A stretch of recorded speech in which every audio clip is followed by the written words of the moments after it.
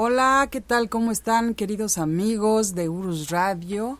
Aquí estamos nuevamente transmitiendo en vivo desde la Ciudad de México. Los saludos, soy Doris y bueno, el día de hoy estamos a 23 de agosto de 2021 y pues bueno, el día de hoy estamos también aquí con el profesor Francisco Mendoza, que ustedes ya lo conocen, es experto en historia de México y bueno, nos va a hablar el día de hoy de profesor. Bueno, primero lo saludo. ¿Cómo está? Buenas noches. Licenciada, ¿cómo está? Buenas noches. Buenas noches, amigos de Urus Radio que nos escuchan.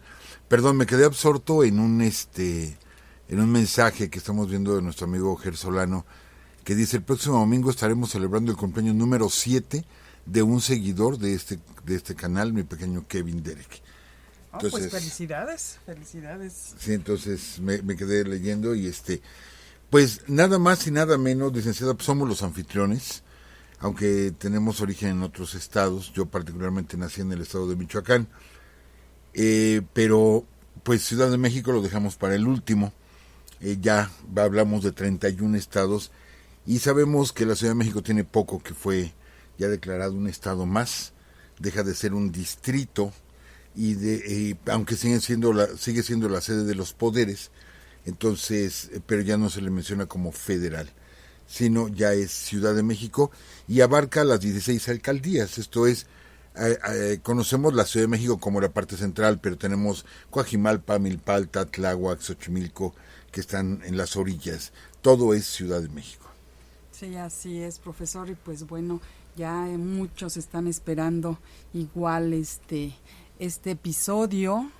Hoy termina la serie de Historia de los Estados y pues bueno, después de 8 largos meses, profesor, hablando de precisamente de toda la República Mexicana, pues ya nos contrataron en Sectur. No es cierto, no es cierto. No. No es cierto, pero hemos aprendido mucho, profesor. Eso sí, aprendido bastante, pues muchas gracias. Y pues bueno, saludamos rapidísimo aquí a nuestros amigos que están en el chat, a Javier Quiroz, a Gersolano, a Joaquín Labastida, a Edson Alberto, dice Frida Loera, Blanca Tinoco, Héctor González, está también Zenón Bialkowski, Francisco Castrejón, también está Víctor Humberto Galaviz, está Arturo Garza, Néstor González, Arturo Moreno y Juvenal Sánchez, está también Humberto Coates Rivero, que igual muchas gracias Humberto, nos mandas información muy valiosa, Luis Alfredo Blanco, también Rafael Heller, y pues bueno, Yami también, Claudia Gudiño, Alan García, Marcos Vázquez, y pues bueno, amigos también que nos están saludando desde la Ciudad de México, que bueno, Claudia Gudiño es precisamente de aquí, de la Ciudad de México, nos escucha en Azcapotzalco. Profesor. Y bueno, que hoy tenemos que hablar mucho de Azcapotzalco. Ahí nace, podríamos decir, la Ciudad de México, precisamente en Azcapotzalco.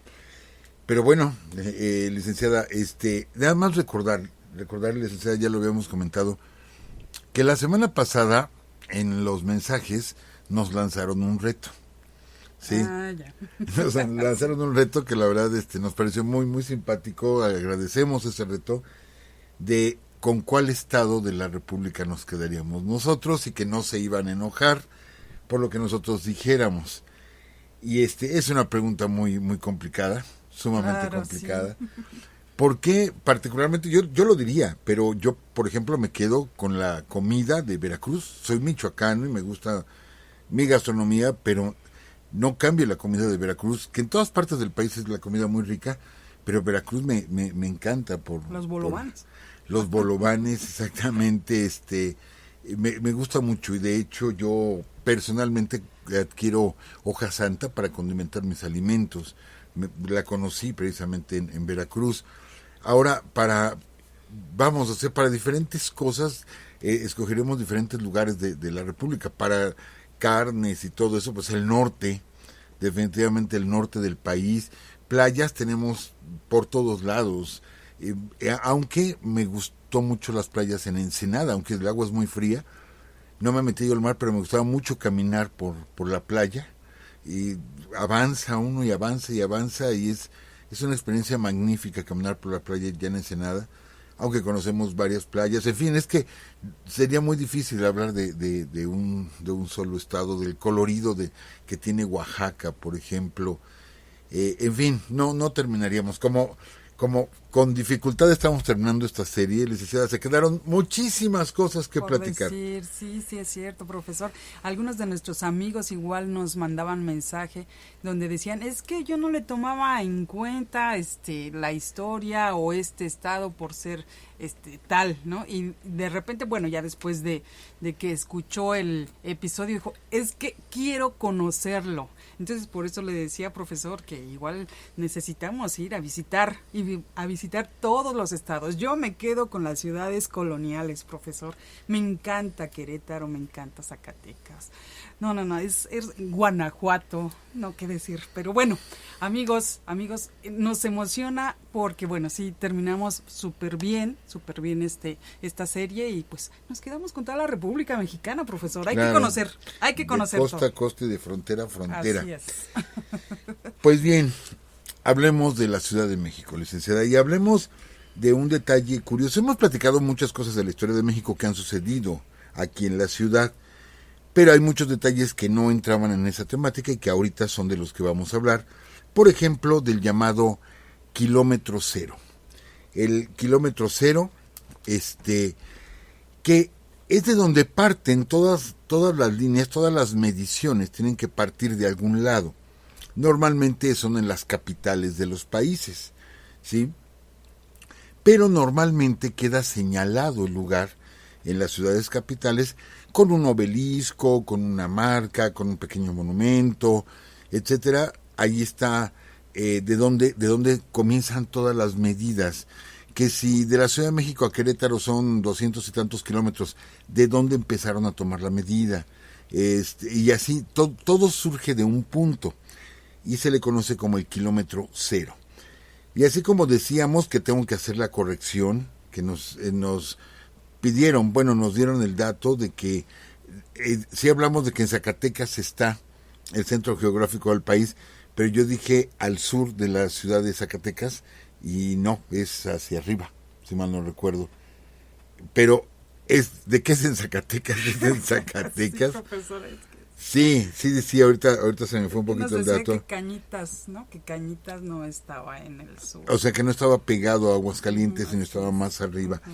Pero ¿de qué es Zacatecas? De Zacatecas, y el kilómetro cero, pues comienza en la Ciudad de México. Mucha gente dice, o piensa que es el monumento de Enrico Martínez, que está a un costado de la catedral, pero ese monumento lo han estado moviendo, y que de ahí parte todas las medidas. Algunas personas llegan a decir que las medidas parten del cruce de las avenidas Insurgentes y Reforma, y que de ahí se empieza a medir todo.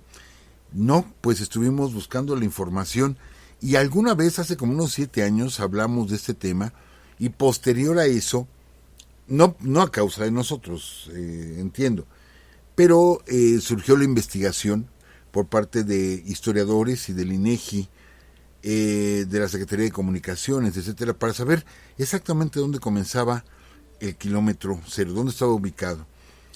¿Y saben dónde se encontró, amigos? Por un decreto de 1842 de Antonio López de Santana, él establece el punto donde se van a iniciar las medidas del país exactamente a 11 metros con 20 centímetros enfrente de la puerta principal de Palacio Nacional. Sí, seguramente ustedes están haciendo la misma pregunta que yo me hice. ¿Por qué 11 metros con 20 centímetros? Les aseguro que busqué la información, no la pude encontrar. Solamente sé que es, así está el decreto. Comenzará a 11.2 metros hacia el oeste de la puerta principal de Palacio Nacional. Entonces esto sería, pues más o menos terminando la banqueta, ¿sí? Ya en lo que es el arroyo vehicular, por ahí quedaría el punto. Ahora, no olvidemos que para ese tiempo de Santana estaba el mercado del Parián. Pudo haber sido, no lo sé, la verdad no lo sé, pudo haber sido la distancia media entre el Parián y Palacio Nacional, que quizá medía 22 metros la distancia, y el punto medio quedó a 11 metros, y a lo mejor Santana dijo aquí en este punto. Pero el mercado del Parián fue incendiado, se destruyó, se construyó toda la plaza, bueno, ya quedó la plaza como ahora más o menos la vemos, y se quedó el decreto, un decreto olvidado, y por eso, bueno, surgió esta duda que es anecdótica, pero sí, lo repito, a 11 metros con 20 centímetros hacia el oeste de la puerta principal de Palacio Nacional. Ese es el kilómetro cero, y a partir de ahí surgen todas las medidas, sí, todas las distancias de nuestra república, ¿sí? Y bueno, pues tenemos estos datos, como tantos datos que estuvimos dando, licenciada, me acuerdo de la Ciénega, allí en Coahuila, me acuerdo de ese tramo, el tercer tramo carretero más largo del mundo, en línea recta, que tenemos en Baja California, muchos datos que desconocíamos realmente, y bueno, pero todo se va a centralizar en Ciudad de México. Ha sido la capital, ¿sí? Desde el virreinato ha sido la capital, entonces tiene 500 años también que es la capital de este territorio. Y pues recordamos aquella frase de mientras permanezca el mundo no terminará la fama y la gloria de México Tenochtitlan. Y efectivamente en esa plaza central siguen estando ahí los poderes, el poder eclesiástico, el poder militar, ¿sí? El poder civil, pues están en esa plaza del Zócalo, que tantas y tantas cosas ha vivido y que es el centro neurálgico de nuestra nación. Pero ¿cómo llegaron los primeros pobladores aquí? Se sabe que los primeros pobladores, por los restos que se han encontrado, hay restos de 3.000 años de antigüedad aproximadamente en las zonas altas. No olvidemos que esto era un gran lago, de hecho eran 5 lagos.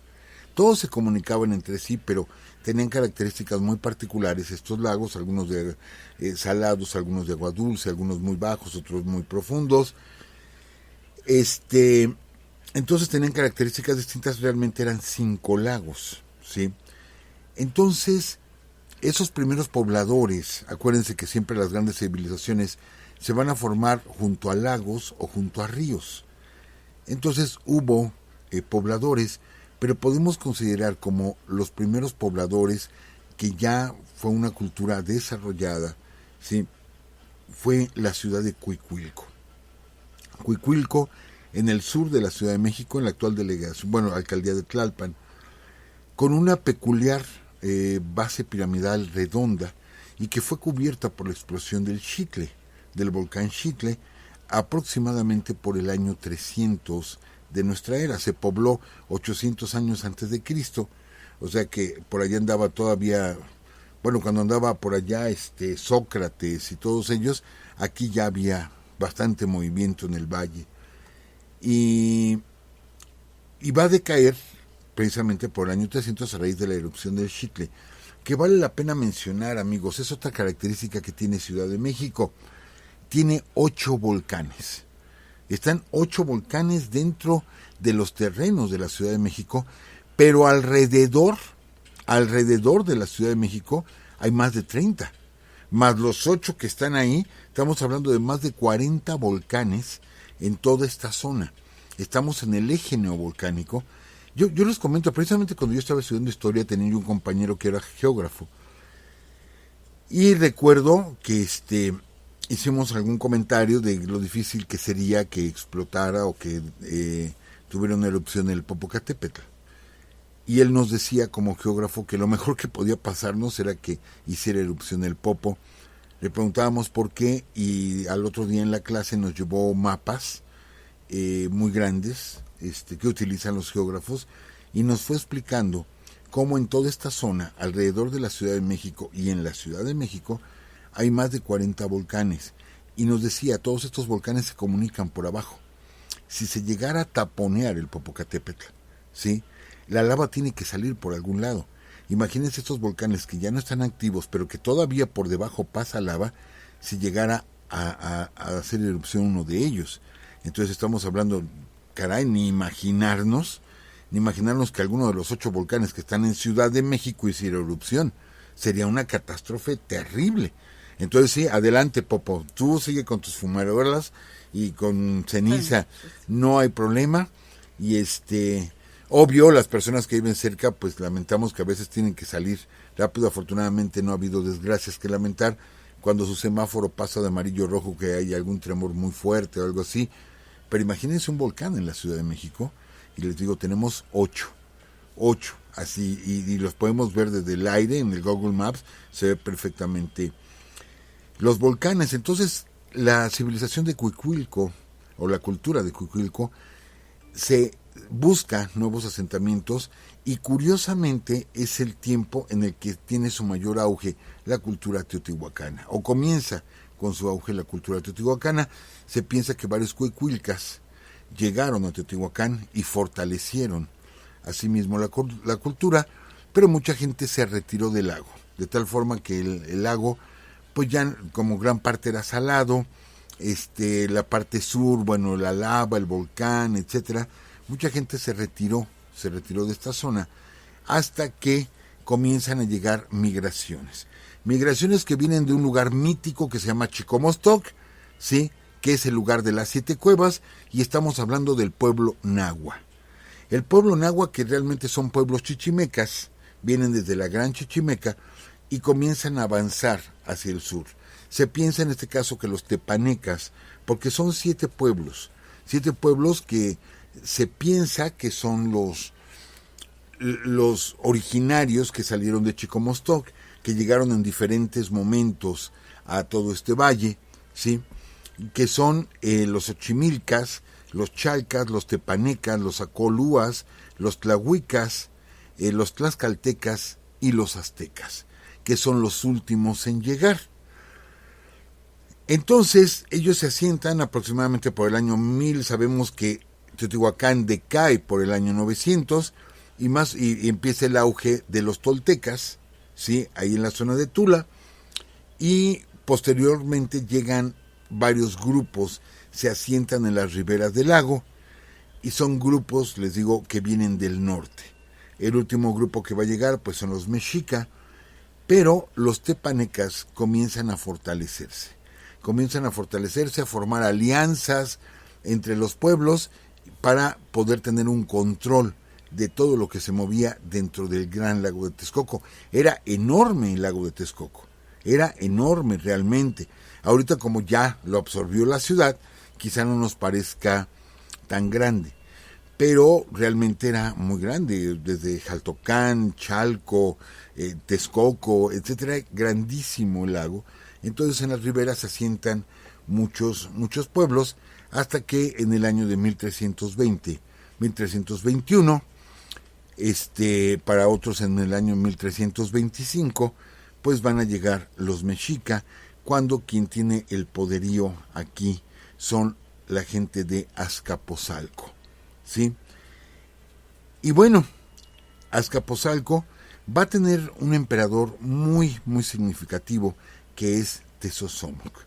Y Tezosomoc va a ser muy longevo, ¿eh? Tezosomoc va a vivir 106 años, o sea, es sumamente longevo, y va a tomar el poder en Azcapotzalco en 1342, y va a fallecer hasta 1426. Entonces, les digo, gobernó durante muchísimo tiempo, y es el que recibe a los mexica, ¿sí? Y posteriormente un pariente de él, Acmapixtli, es el primer tlatoani, etcétera, pero los mexica son súbditos de Azcapotzalco, hasta que posteriormente, a la muerte de Tezosomoc, hay un problema en la sucesión del trono. Maxtla mata a su hermano para poderse quedar con el trono de Azcapotzalco, y luego los mexicas se unen con los de Texcoco, ¿sí?, y se van contra los tepanecas de Azcapotzalco, los derrotan, los mexica, o sea, Tenochtitlán, apoyados por Nezahualcóyotl, precisamente, ¿sí?, que es texcocano, y derrotan a Azcapotzalco, los convierten en súbditos, y una ciudad pegada a lo que es Azcapotzalco, ahora los representa, que es Tlacopan, que es Tacuba. Y se vuelven ahora aliados de Tenochtitlán, pero ellos tienen el control absolutamente de todo. Para esto los mexicas ya habían doblegado a los tlatelolcas, aunque era el mismo pueblo, pero estaban divididos. Entonces se convierte en el pueblo más poderoso de la Triple Alianza entre Tlacopan, Texcoco y Tenochtitlán. Son precisamente los mexicas los que tienen el poderío. Entonces pues vamos a bueno, no tocaríamos la conquista porque ya la hemos tocado muchas veces. No tocaremos la conquista. La Ciudad de México, la ciudad de Tlatelolco, cae en el año de 1521. Fueron aliados de Cortés, Texcoco, todos los pueblos ribereños, Chalco, Xochimilco, Tlacopan, todos los pueblos se unieron en contra de Tenochtitlán, instigados por Hernán Cortés, hasta que son derrotados en 1521 y comienza el virreinato de la Nueva España. Pero ahí les va. Esto ya lo habíamos leído, amigos, ya lo habíamos leído una vez, lo vamos a volver a leer porque está interesantísimo, lo vamos a volver a leer. Esto viene en la Enciclopedia de México, en el volumen número 2, acuérdense que viene por orden alfabético, entonces el tema es Bestia del Apocalipsis. Es una lectura rápida, lo voy a compartir con ustedes. Dice, Bestia del Apocalipsis, aquí les digo en la Enciclopedia de México, en la forma de los lagos y ríos del Valle de México, que aparecen en el mapa levantado por el ingeniero holandés Adrian Bot en 1613 y 1614, unos teólogos reconocieron la bestia del Apocalipsis. Las lagunas de Chalco y Xochimilco son la cabeza y el cuello. Un escollo, el volcán de Jico, es el ojo, otro la oreja. La calzada de Cuitláhuac o Itláhuac es el collar. La laguna donde está edificado México, el estómago. Los pies, los 4 ríos de Tlalnepantla, Azcapotzalco, Tacubaya y San Juan. El cuerpo es el lago de Texcoco. Las alas, los ríos de Texcoco y de Papalotla. El rabo, las lagunas de San Cristóbal y de Jaltocán. Y los cuernos, los 2 ríos de Tlalmanalco y de Tepeapulco. Las demás lagunas del valle están producidas por la baba de la bestia. En realidad, San Juan dice, la bestia que viera semejante a un leopardo, etcétera, etcétera. La bestia del mapa de Bot parece más bien un avestruz con cuernos. San Juan miró la bestia salir del mar. Bueno, dice, las 7 tribus que han morado a orillas del lago, Xochimilca, Chalcas, Tepanecas, Texcocanos, Tlahuicas, Tlaxcaltecas y Mexicanos, los 10 cuernos son los 10 reyes aztecas, desde Acapapixtli hasta Cuauhtémoc, y para ello ofrecen 2 pruebas. La primera es que cada cuerno tiene su diadema, se trataría de la corona de los monarcas de México, etcétera, etcétera, etcétera. Dice, la segunda prueba es matemática. Basta sumar los valores numéricos de los nombres de los 10 reyes y se obtendrá el número 666. La lengua azteca solo tiene 15 letras. Ahora bien, si se le atribuye a la A el valor 1, etcétera, etcétera, pues nos va a dar 666. Esta es una muestra del espíritu escolástico del siglo XVII mexicano. Amigos, pues la Ciudad de México para estas gentes, para estos frailes, resultó ser la misma bestia del Apocalipsis. Por ahí vi un mensaje donde decían, ¿y ahora de qué se irá a enojar el profe? Sí. No me enojo, me da risa, sí hago mi berrinche, sí lo hago, pero no es tanto que me enoje, pero vean ustedes la mentalidad de esta gente. Hasta la bestia del Apocalipsis se encontraron en la Ciudad de México. Todavía cuando estaba el lago, bueno, lo que les acabo ahorita de leer, qué afán, ¿sí? Qué afán de hacernos sentir de lo peor, porque entonces todos nosotros que tenemos una descendencia, somos descendientes, somos mestizos, pero tenemos esa sangre, bueno, pues venimos de criminales, de antropófagos, sacrificábamos, éramos paganos, éramos la bestia del Apocalipsis, y le podemos seguir de todos los adjetivos que nos han cargado encima a los que nacimos en esta tierra. ¿Cómo nos han cargado de cosas? Híjole, qué bárbaros, en serio. Pero bueno, lo platicamos en sí como una anécdota. Les digo, ustedes mismos lo pueden lo pueden consultar. Y ese es el espíritu en el que se vivía en la Ciudad de México.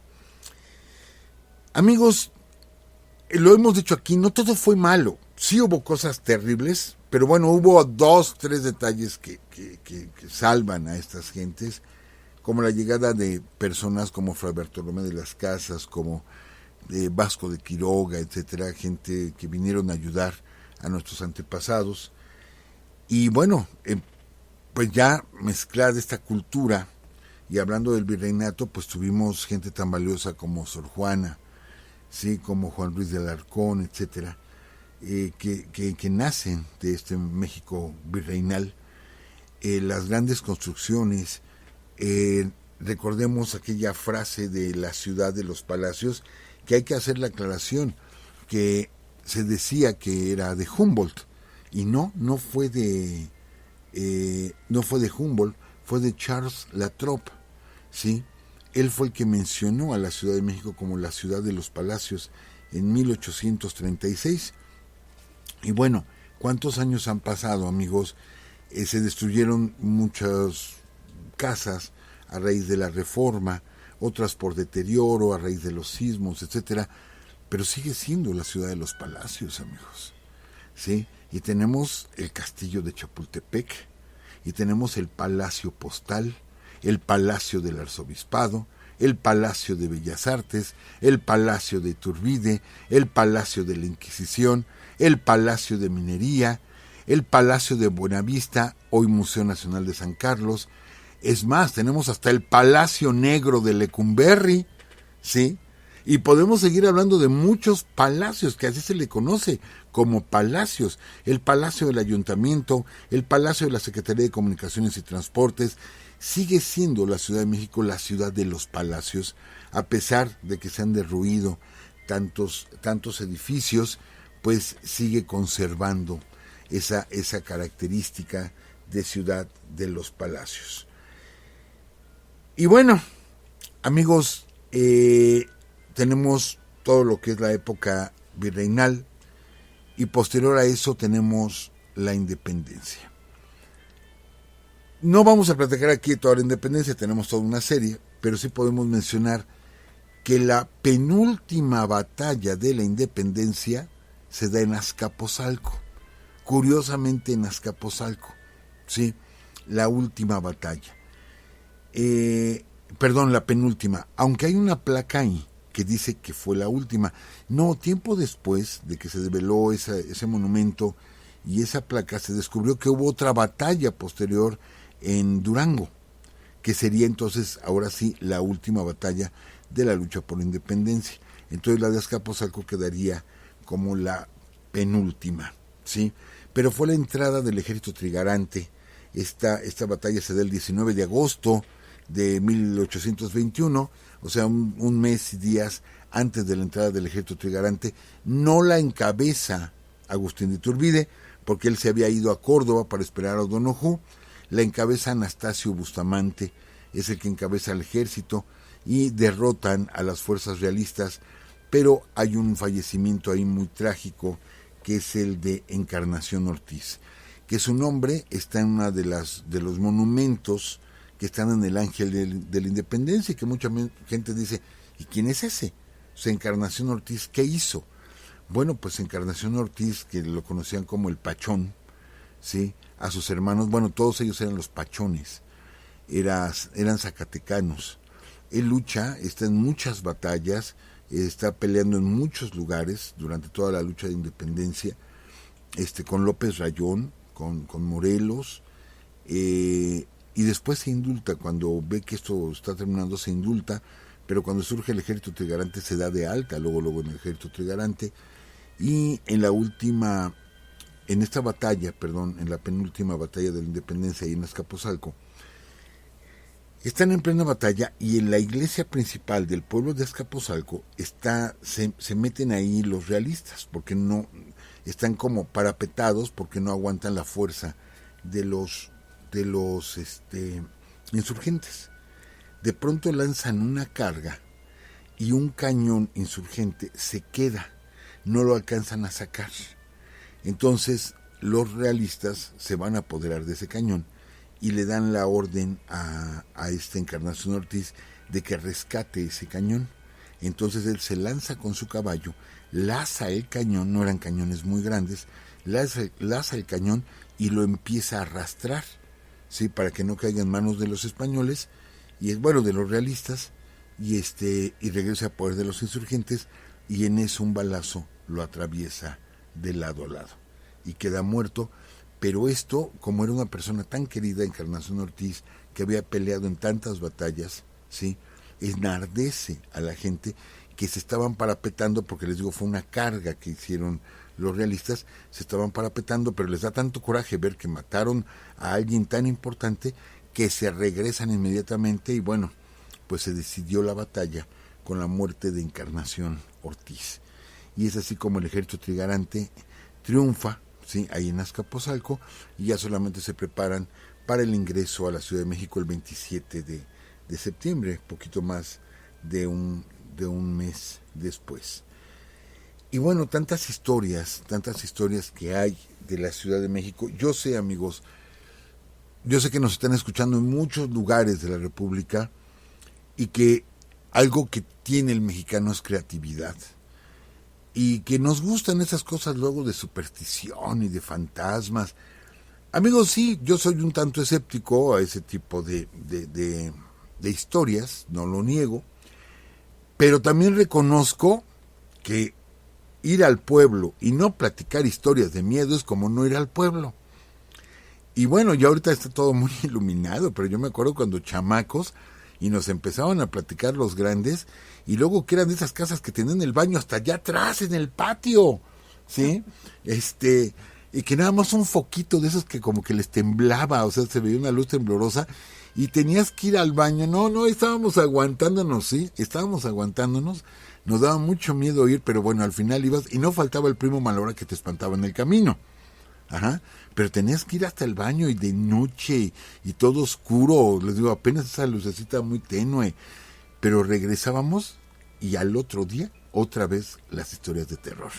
¿Para qué lo negamos? O, bueno, sería falso si yo lo negara, ¿sí? Lo hice muchas veces, y hay unas historias fabulosas. A mí hay varias que me gustan mucho, no hablando tanto, por ejemplo, de terror, pero que se me hace el ingenio, la creatividad, se me hace muy buena. Me acuerdo están las típicas, ¿no? La Llorona, la Mulata de Córdoba, la calle de Don Juan Manuel, pero la del alacrán de Fray Anselmo. La historia del alacrán de Fray Anselmo es una historia muy bonita, se me hace muy, muy, muy creativa, y trata de un hombre, don Lorenzo de Baena, que había tenido una muy mala racha, muy, muy mala racha. Había hecho compras y venían en barco y hunden el barco, y en fin, una serie de catástrofes que lo dejan en la ruina, por completo en la ruina. Entonces, estamos hablando de la época virreinal, ¿sí?, en México. Entonces él no sabe qué hacer y decide ir a buscar a un antiguo amigo, ¿sí?, que era Fray Anselmo, que era franciscano, y sabemos que los franciscanos hacen voto de pobreza.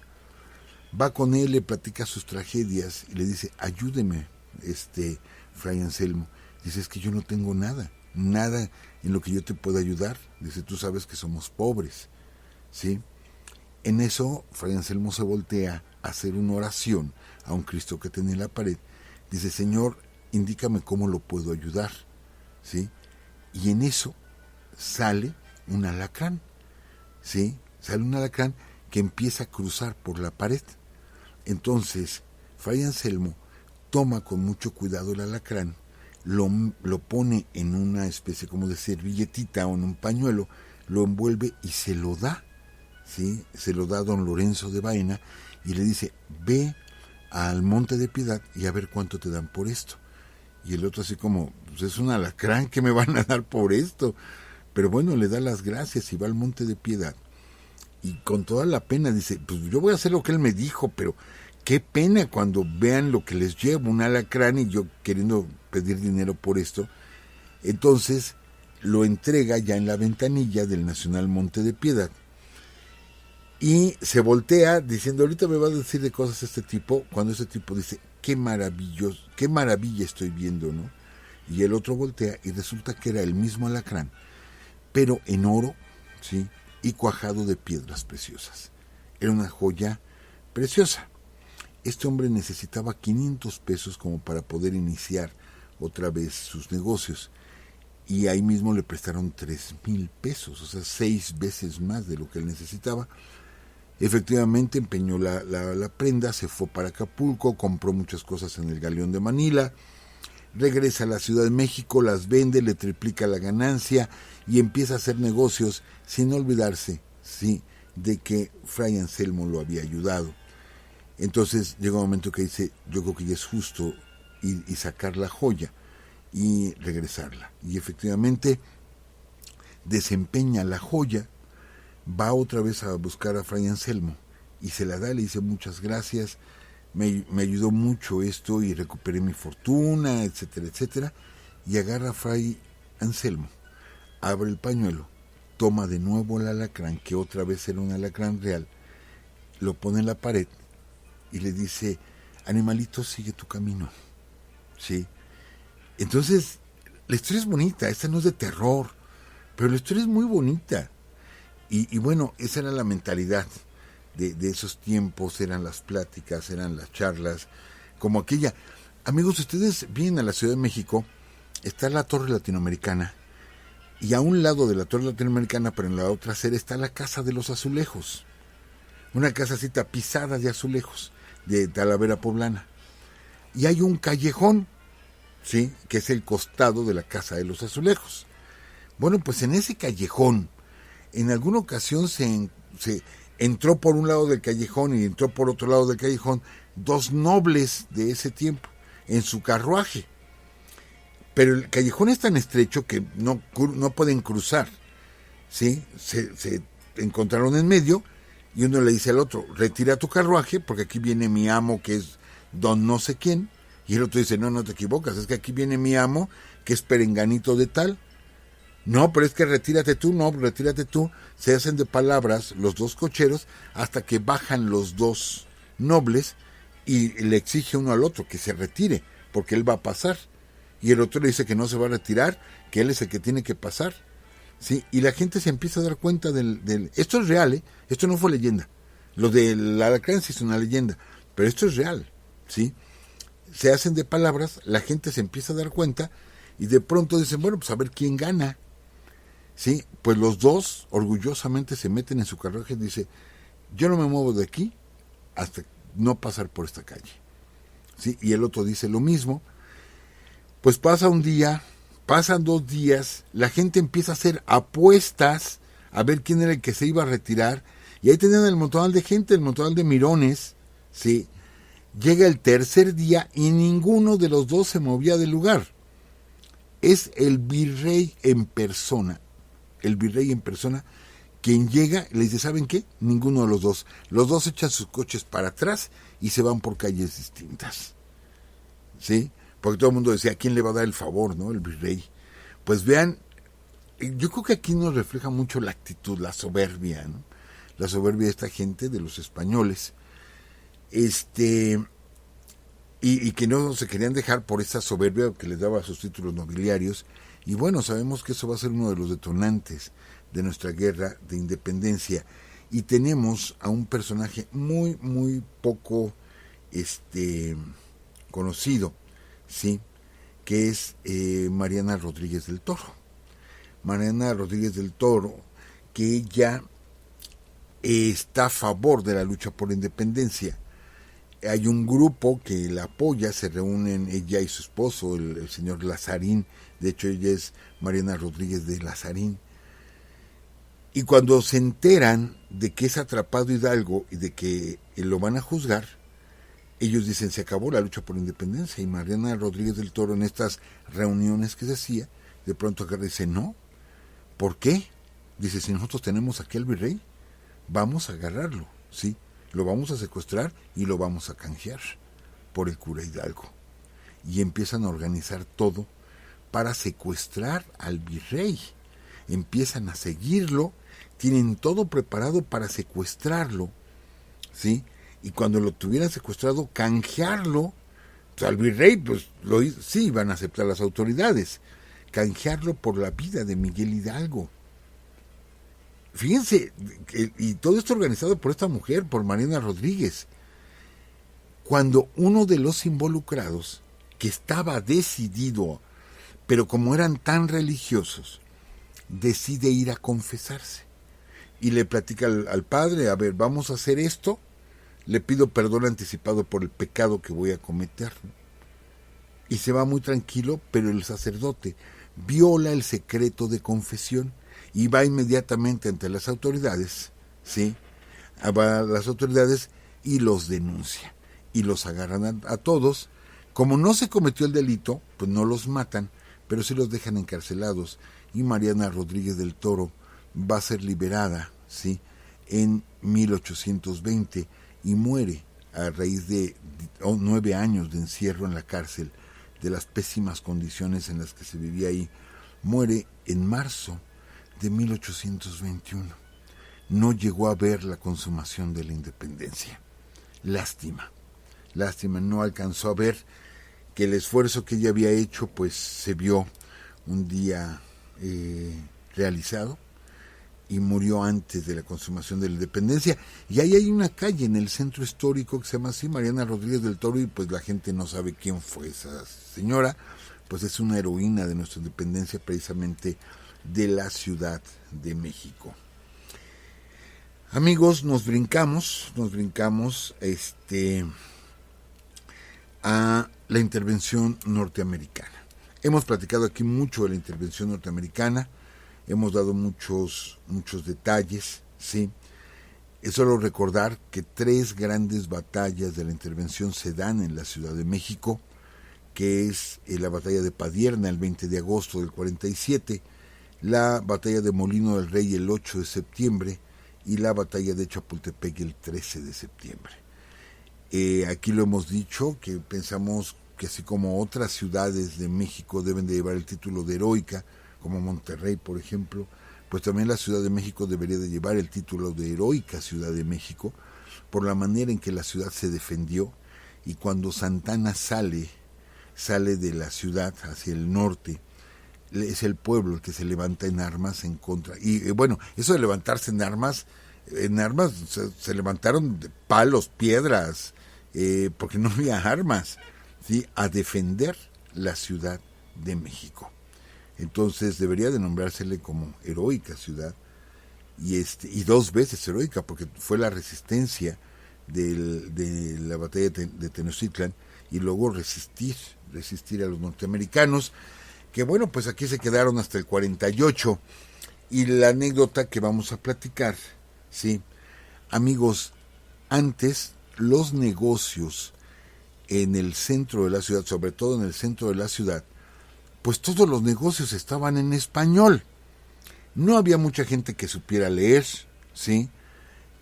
Había mucho analfabetismo, pero los ricos, la calle de Plateros, que era la calle de los ricos, pues todos los anuncios estaban en español. A raíz del año que se quedan los norteamericanos, muchos negociantes, que obvio eran los que tenían el dinero, son los ricos, empiezan a poner los letreros de sus establecimientos también en inglés, no solo en español, sino en inglés. Se van los norteamericanos y esa costumbre no desapareció, amigos, no desapareció. Entonces, una barbería era Barberry, ¿sí? O no sé si lo pronuncié bien, licenciada, pero en fin, empiezan a poner el montonal de tiendas con nombres americanos.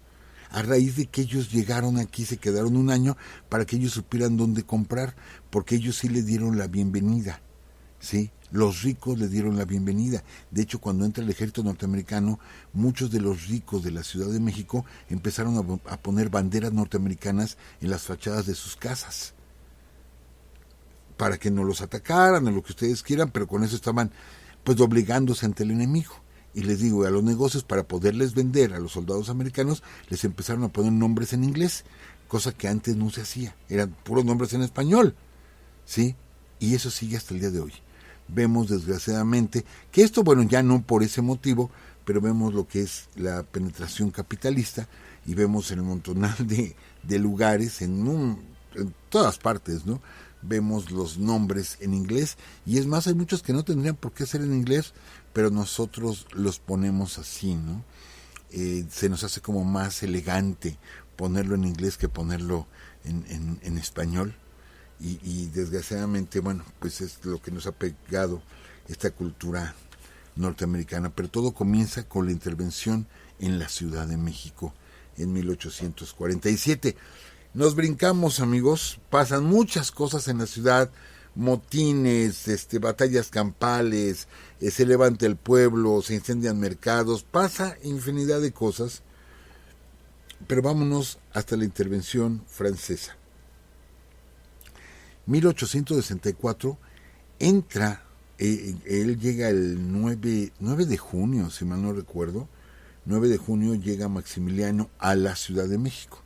Llega en mayo a Veracruz, pero a la Ciudad de México el 9 de junio.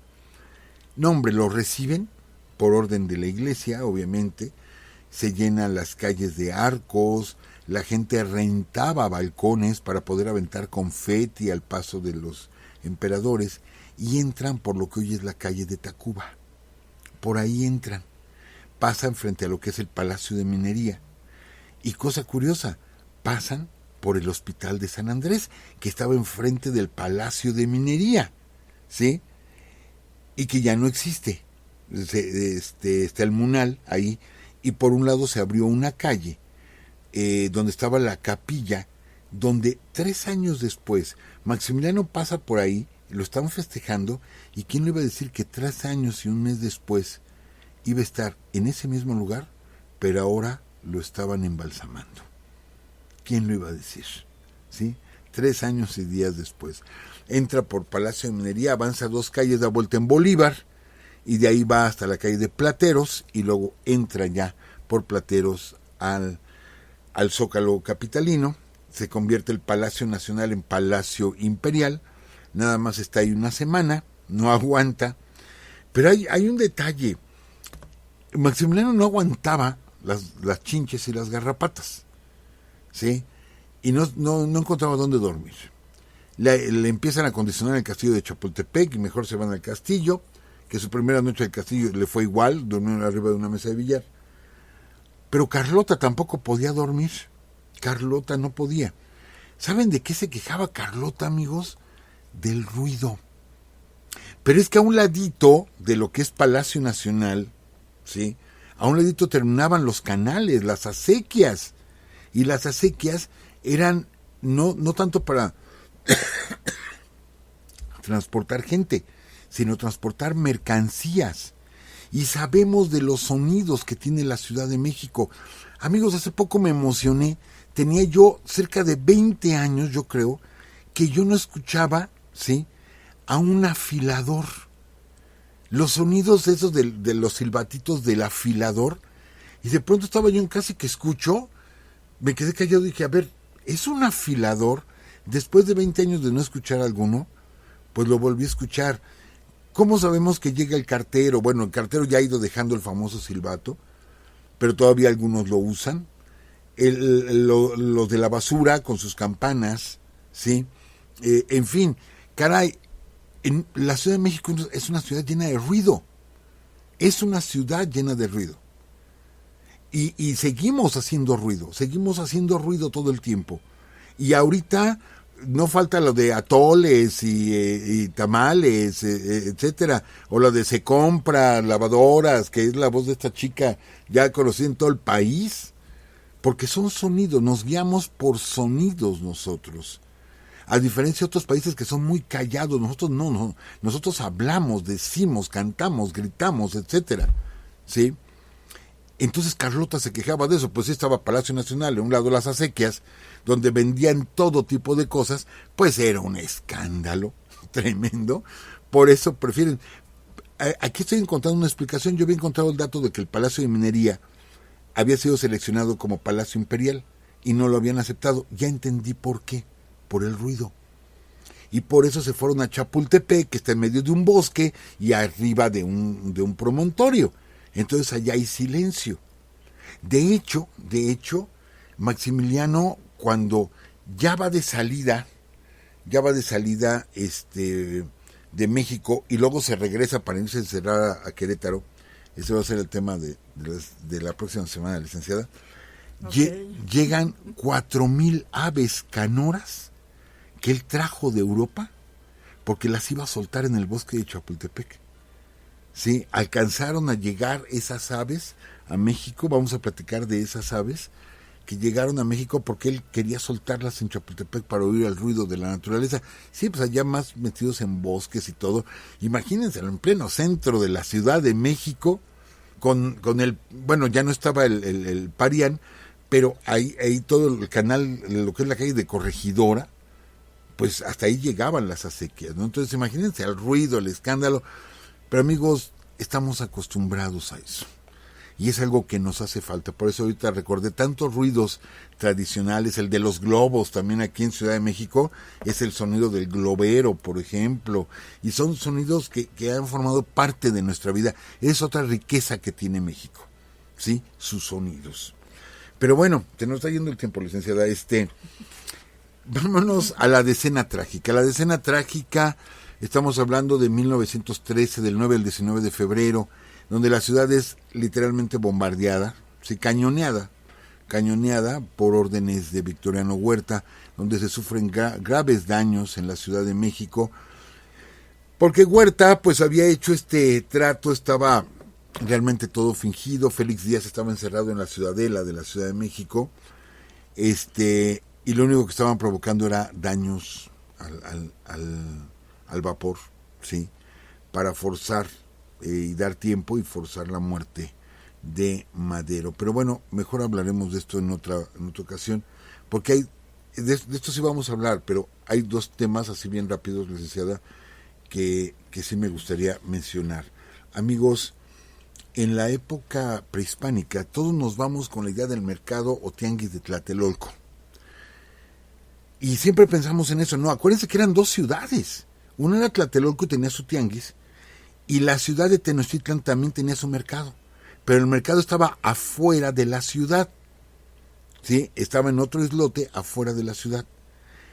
Han pasado 500 años y sigue estando, bueno, sí se destruyó el mercado, quedó abandonado el sitio, pero después de muchos años vuelve a estar un mercado ahí sumamente representativo de la Ciudad de México, que es el mercado de San Juan. ¿Por qué es famoso el mercado de San Juan, amigos? Porque son las carnes exóticas o insectos exóticos o comidas en general exóticas que se venden en Ciudad de México. Lo visitan muchos chefs mexicanos y extranjeros.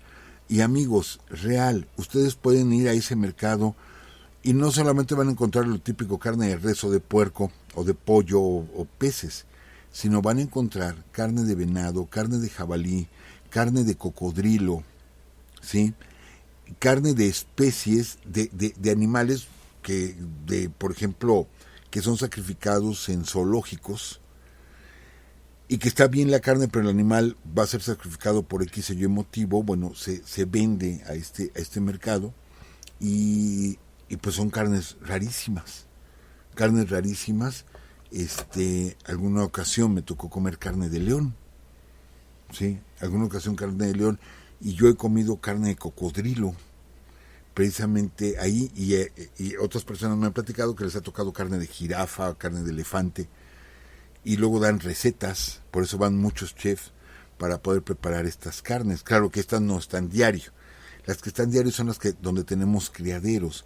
Me tocó ver en Nayarit criaderos de cocodrilo, y sabemos que en el estado de Hidalgo hay criaderos de jabalí, ¿sí?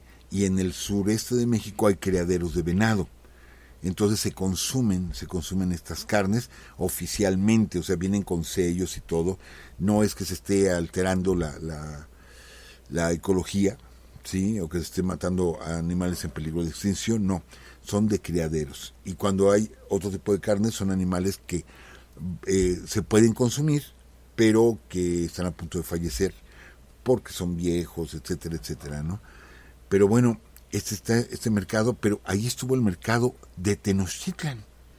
¿sí? En lo que ahora es el mercado de Victoria. Y se nos fue el tiempo, licenciada. Yo nada más comentar entonces rápido. El año pasado se suspendió un homenaje que se va a hacer este año, ¿sí? De el señor Salvador Flores Rivera, mejor conocido como Chava Flores, el cronista musical de la Ciudad de México. Si queremos saber cómo se vivía en la Ciudad de México en los años 30, 40, 50 y 60, hay que escuchar las canciones divertidísimas del genial Chavita Flores. Ese de ¿A qué le tiras cuando sueñas mexicano? Y Sábado Distrito Federal. Pues, ¿qué más queremos, licenciada? Y bueno, la próxima semana pues iniciamos una serie nueva, pero ya en serie, ¿sí? Que sería El Sitio de Querétaro. Va a ser una serie corta. Y después algo que nos recomendaron de mexicanos que han triunfado en el extranjero, ¿sí? Vamos a hablar desde deportistas como Pedro Rodríguez, de cantantes como Ángela Peralta, etcétera, para después iniciar ya completo lo que sería la intervención francesa, licenciada, dentro de los planes. Y no dejamos atrás Revolución Mexicana, también está dentro de los planes. Perfecto, profesor, porque sí hay varios de nuestros amigos que nos preguntan, o más bien ya votaron por la serie de la Revolución Mexicana, y también nos hablaban de la serie que iba, bueno, usted había dicho, de la intervención francesa. Sí, entonces sí son varias cosas y pues bueno, muchas gracias, profesor, muchas gracias, aprendimos muchísimo en esta serie, de verdad agradecemos infinitamente todo el esfuerzo que ha hecho, profesor, y pues bueno, ¿qué más decimos del día de hoy? Hay una cosa que, bueno, ya sabíamos nosotros, pero pues no estaba al 100% confirmado. Hoy lo confirmamos de que efectivamente en toda la República Mexicana nos escuchan, porque pues igual en todo el lapso que duró la serie, pues todos nuestros amigos nos hicieron favor de mandarnos mensajes de cada uno de sus estados. Muchas gracias a todos ustedes y pues bueno, de verdad que fue fascinante esta serie. A algunos no les llamó la atención, pero a otros nos encantó, profesor. Muchas gracias, en verdad, y pues bueno, gracias a todos ustedes, amigos, a todos también los que nos escuchan aquí en la Ciudad de México, a Alan García de Iztacalco, Leonel Chávez, Iván Tonatio González, César Galavis, Ari Salazar, su mamá y también su novio Zach Saavedra, Emanuel Islas, Antonio Rodríguez Cruz de Ciudad Universitaria, bueno, allá en la UNAM, Rafael de Iztapalapa y Alan Bellman también, y dice que felicidades por las cápsulas, que nos escucha en el tren suburbano, y pues bueno, que lo escuchan, profesor. Pues muchas gracias, amigos. Nos despedimos y los esperamos el próximo lunes a las 10 de la noche. Ya saben que son que son todos los lunes a las 10 de la noche y es en www.spreaker.com/user/Urus Radio. Y pues bueno, también ya nos vamos. Esta ocasión vamos a despedirnos con 2 canciones, una para cerrar el episodio de hoy, que es la Ciudad de México, y vamos a terminar con otra canción que seguramente les va a fascinar. Que estén muy bien, amigos, cuídense, y por acá nos estamos escuchando el próximo lunes. Que estén muy bien y hasta luego. ¿Qué pasó, profesor? Pues bueno, esa canción es para cerrar precisamente el episodio de la Ciudad de México, y para cerrar con broche de oro esta serie de historia de los estados, pues bueno, va esta canción.